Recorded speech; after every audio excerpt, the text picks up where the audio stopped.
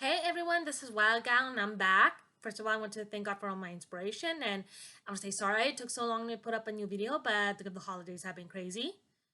So, what I want to talk about today is about autism and senses. Basically about sensory overload. Now, sensory is overload when we are overcome with so much, how would you say, so much input that we get frustrated. Everybody does it in a different way, but with me specifically, I get pretty cranky and I just don't want to be around people. I just want to take a nap. That's my coping mechanism for sensory overload. Now, for me, I am not a big fan of always getting touched. Like, I'm okay with hugs, but I don't always want them. Like, if I'm in a bad mood, feeling grumpy, I'm like, don't touch me. Or like, I'm not that big. Like, suddenly somebody just hugging me or tickling me. I don't like tickling. Yeah, I don't like it. So that's something that most of us with autism really like. So try to like respect the boundaries. Sometimes you have to ask if you can do something, if it's okay. And it's best not to try to surprise them. Surprises are not something we like very much. What else can I say about this? Well, certain scents, like sometimes candles, don't put so many candles around. Because it makes the smells so strong and the burning smell is really annoying. So try to keep candles down to a maximum if you can, like especially scented candles. Like try to keep, you don't have to have one, that's fine, but with a person with autism, it's best not to overdo it. If they say it's okay, but if they don't, then well, try to get rid of the candle because like their senses are overpowered by this. Our senses are more sensitive. We are, how to explain? Sometimes we don't notice things, but when it comes to senses, somehow everything pours in and it's 10 times more than what people could imagine. Well, sort of 10 times. It's about that range. Like pain, I cannot stand pain. Like if I get hurt pretty badly, I need to like get rid of the pain as soon as possible. I'm not very good at handling it. Some things are better as I go along, but like when I have my monthly, I really do need to take pain medications, or you need something to help with that because not always, but it helps. It's always good to find something to help with these things because the pain will be irritable and you'll be irritable. Now, like when you're going out to places, I'm okay if there's crowds, but I don't like being out for too long in a place with too many people sometimes. Well, I'm mostly okay with it, but sometimes it's just annoying because you can't move around and it's so loud. And then like at first you don't really notice it. For me, like I'm not really noticing it, but I know it's there unconsciously. I know it's there. So I get exhausted from all of it. The lights, the sounds, like some people have asked me to put a light here or something to get it so my face can look better, but that would be very disturbing to my eyes as it would hurt me very much. And I already have to deal with glasses, so yeah. That can be annoying. So basically, the light would be too strong, it would hurt my eyes a lot, and then the heat would bother my face. Yeah. When I go to the beach, I always wear extra layers of sunscreen so I don't get sunburned because I cannot stand sunburn. I cannot sleep if I get it. So that's why I'm always so careful with it and overuse it. Is it that pain is very aggressive for people like us and makes us very irritable and we can get very angry. We're not trying to be angry. We're just really in a lot of pain. We're very tired and it's irritable. So irritable. Imagine like having a splinter, but it's like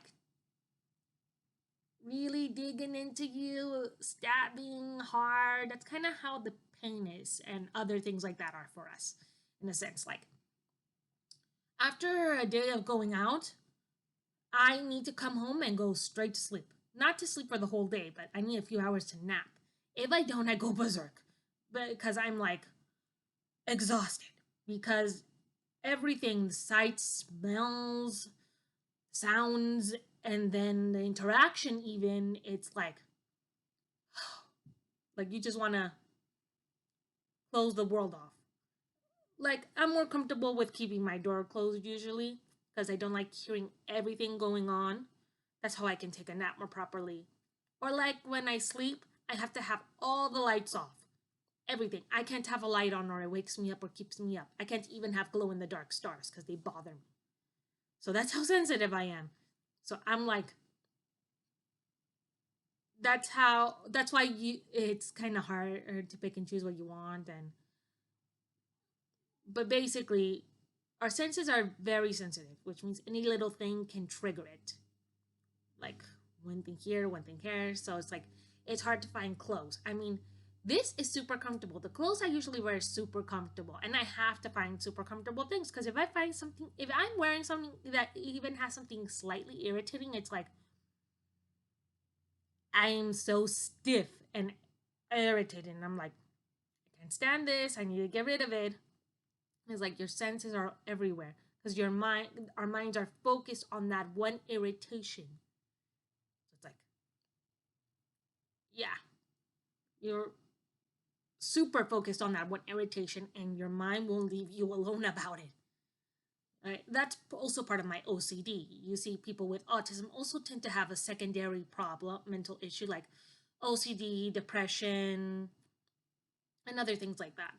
Mine is OCD, anxiety, also depression, unfortunately. And it's not good with so it's gotten worse with the pandemic since, you kind of have to wear that mask and everything. Now, I've gotten used to the mask, but sometimes it's like, get this off of me. I feel like I can't breathe. That's the problem. And it makes it hot, so it makes it more irritable to go out. So I'm sweating from the mask. So, yeah, I wear it because I know it's important for us to be careful, of course. It's just really hard to keep it on because of, you know, the problems going because of the sensation of feeling overheated and everything. And I feel it 10 times worse. It's like, and if I feel pain, like, I sometimes can't explain my pain. It's like, I don't know, we feel irritated, but sometimes we can't really explain what's bugging us. We try, and then sometimes we do understand, and sometimes we don't. It's really hard. Like one time, we had the heat on, and it was way too hot, and I wasn't really sure what was bugging me, but I know I felt kind of hot, but and I got really upset for some reason, and then everybody realized it. It was way too hot in this house. So we finally cooled it down and I got much better. I couldn't really I didn't even know myself literally what was going on. And sometimes we can't really express what's going on. So it's best to calm that person down, sit them down and ask them what's wrong gently. Don't get mad at them. Don't get frustrated. I know it's frustrating. I'm the same way cuz even people with autism can't handle other people with autism. It's not easy because we're all very difficult. We're all different, and it's hard to find a balance with each other because we all have different needs and well, needs and how do you say it?